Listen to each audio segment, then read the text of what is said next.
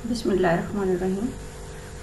رب اشرح لی صدری ویسر لی امری واحلل عقدۃ من لسانی یفقہوا قولی.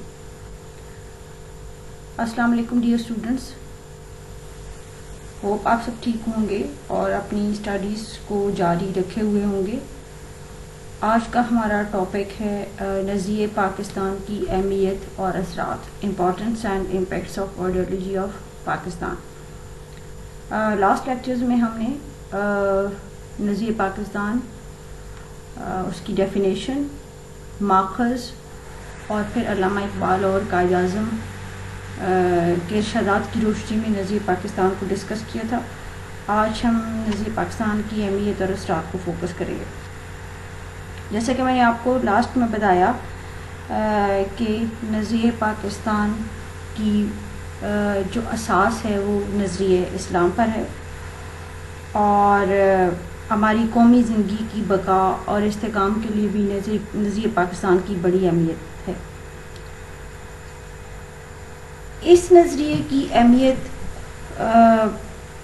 مختلف پہلوؤں سے واضح کی جا سکتی ہے. سب سے پہلے تو یہ کہ نظریہ پاکستان نے برصغیر کے مسلمانوں میں اتحاد و یگانگت کی فضا پیدا کی، انہیں ایک پلیٹ فارم پر اکٹھا کیا اور ان کے نقطہ نظر میں نمایاں تبدیلی کی، یہاں تک کہ انہیں ایک ناقابل تسخیر قوت بنا دیا جو بیک برطانوی استعماریت اور ہندو ذہنیت سے ٹکرا گئی اور انہیں شکست سے دوچار کیا اور فتح و کامرانی سے ہمکنار ہو گئی.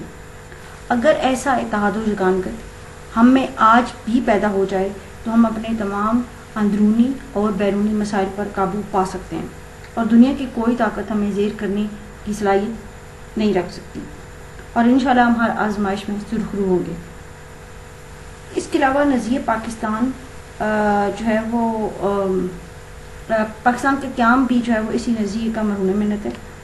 اس نظریے کی بدولت لسانی، نسلی اور مسلک کا اختلاف رکھنے والے مسلمانوں کے مختلف گروہ بھی جب تحریک پاکستان چل رہی تھی تو اس وقت بھی ایک پلیٹ فارم پر اکٹھے ہوئے اور متحدہ جدوجہد سے اپنی مقصد میں کامیابی حاصل کی. آج بھی ملک کی بقا اور استحکام کا دار و مدار جو ہے وہ اس نظریے پر عمل کرنے میں پوشیدہ ہے. اس کی بدولت ہی ملک میں یکجہتی اور یگانگت کی فضا پیدا ہوگی اور مسلمانوں میں باہمی اتحاد و تعاون کو فروغ حاصل ہوگا. پھر اس نظریے نے ہی مسلمانوں کو ایک واضح نصب العین دیا کہ وہ اپنی منزل کی نشاندہی کر سکے اور یہ نظریہ اسلام پر ہی مبنی ہے. پاکستان کے لوگ اسلام سے والہانہ محبت رکھتے ہیں اور اس کے تحفظ کے لیے اپنی جان کی قربانی دینے سے بھی گریز نہیں کرتے. یہی جذبہ جو ہے وہ ہماری متحدہ قوت کا باعث بنا اور ہر زندہ قوم اپنے نظریے کی حفاظت کرتی ہے اور اس کے لیے ہر طرح کی قربانی سے گریز نہیں کرتی. پھر اس نظریے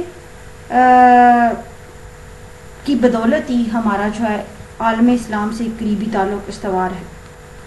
اس سے فائدہ اٹھا کر ہم عالم اسلام کے اتحاد کے لیے نمایاں خدمات سے انجام دے سکتے ہیں.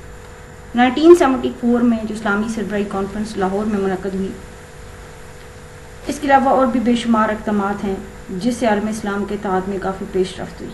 یعنی یہ نظریہ اسلام آف کورس نظریہ اسلام پر مبنی ہے تو ہم خصوصی طور پہ عالم اسلام سے تعلقات کو فروغ دے کر مزید اس نظریہ پاکستان کے تقاضوں کو پورا کرنے میں کامیاب ہو سکتے ہیں.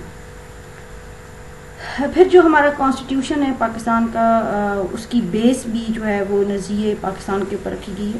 پاکستان کا پہلا کانسٹیٹیوشن جو 1956 میں بنا، اس میں ایک پریمبل تھی اور جو کہ جس کی اساس آبجیکٹو ریزولوشن پہ تھی، اس کے اندر بھی اس کو شامل کیا گیا اور اس میں واضح کیا گیا کہ ملک میں جمہوریت، آزادی، مساوات، رواداری، معاشرتی انصاف کے اصولوں کو فروغ دیا جائے گا اور مسلمانوں کو اس قابل بنایا جائے گا کہ وہ اپنی زندگیاں اجتماعی طور پہ بھی اور انفرادی طور پہ بھی اصولوں پر عمل پیرا ہو کر گزار سکیں.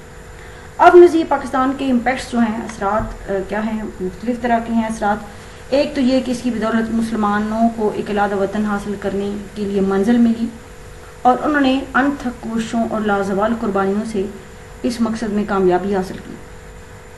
اس نظریے نے ہماری زندگی کے تمام پہلوؤں پر اثر ڈالا، خصوصی طور پہ سیاست پر. قیام پاکستان کے بعد جو بھی جماعت اس نظریے کا سہارا لے کر انتخابات میں کودی. اس نے کامیابی کے قدم وہ کامیابی سے ہمکنار ہوئی.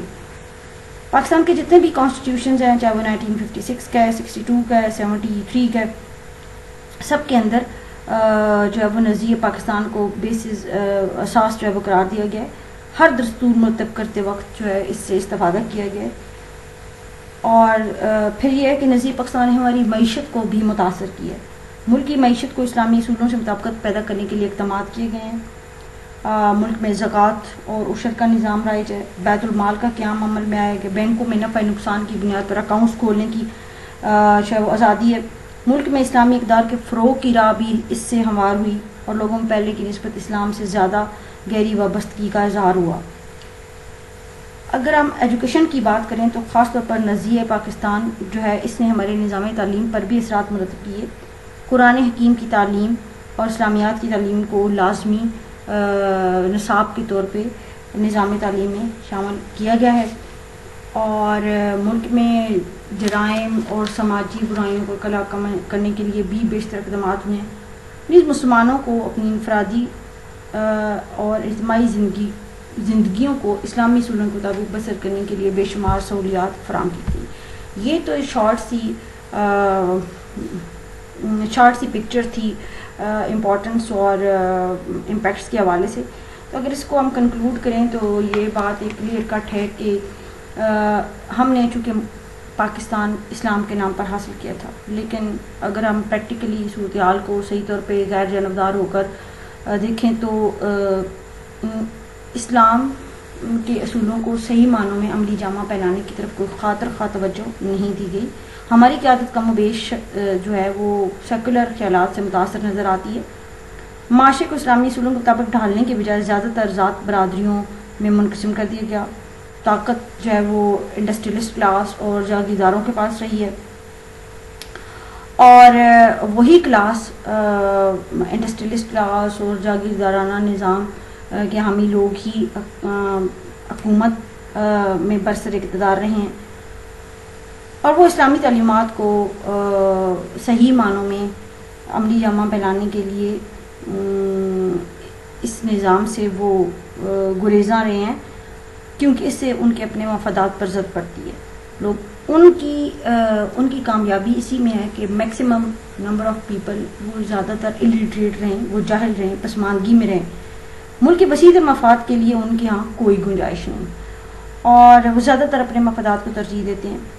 اور جب تک یہ صورتحال رہے گی ملک کی بقا، استحکام، ترقی اور فلاح و بہبود اس کا خواب شرمندہ تعبیر نہیں ہو سکتا. اور ہمارے پاکستان کی ترقی اور اس کی خوشحالی اور اقوام عالم میں نمایاں مقام حاصل کرنے کی کوشش جو ہے وہ نظریہ پاکستان پر عمل درآمد کرنے میں ہی پوشیدہ ہے. یہاں ختم کرتے ہیں. نیکسٹ ہم سر سید احمد خان اور ان کی جو علی گڑھ موومنٹ ہے اس کو فوکس کریں گے. آپ اپنی اسٹڈیز جاری رکھیں اور keep ring for yourself, for me, for your parents, for your family and for Pakistan. Pakistan زندہ باد. اللہ حافظ.